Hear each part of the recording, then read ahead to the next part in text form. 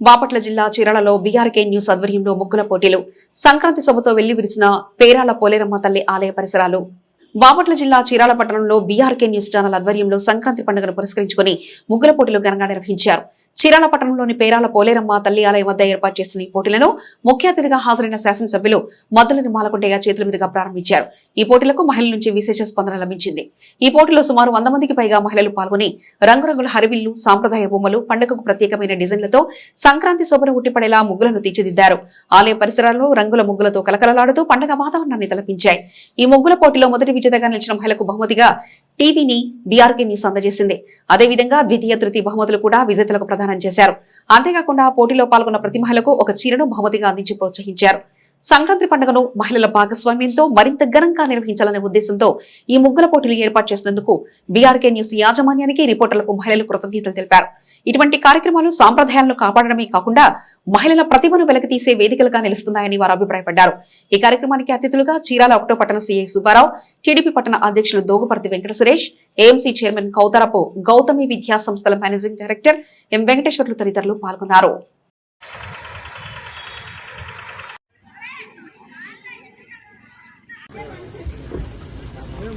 భారీగా ఏర్పాటు చేశారు. ఇది మామూలుగా లేదే విషయం. అసలు ఇక్కడ చూస్తే సంక్రాంతి ఇక్కడ కనపడిపోతుంది.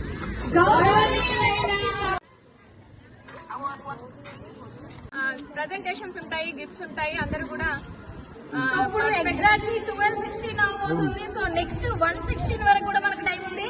ఫాస్ట్ గా స్టార్ట్ చేయాలి. సంక్రాంతి వైభవం అమ్మవారి టెంపుల్ దగ్గర కనపడాలి. మీ అందరి ప్రతిభ, మీ యొక్క శక్తి మొత్తం కూడబెట్టుకొని దీనికి టైం ఉండకూడదు కాబట్టి కంపల్సరీ మీరు చేయాల్సినటువంటి అవసరం ఉంది. చేయండి.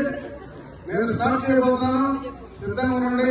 వాళ్ళ బ్లాక్లు ఎవరు ఉండదండి. దయచేసి ఓన్లీ మిడిలో ఉండండి. మీరందరూ ఏ ఒక్క ముగ్గేసే వాళ్ళకి కూడా మీరు అడ్డంగా ఉండొచ్చు. మీరు దూరంగా ఉండండి. వాళ్ళకి టైం చాలా విలువైంది కాబట్టి వాళ్ళు స్టార్ట్ చేస్తారు. రెడీ? 1, 2, 3 30 నిమిషాల వరకు టైం ఇస్తున్నారు. ఆల్రెడీ 12:20కి స్టార్ట్ అయిపోయింది.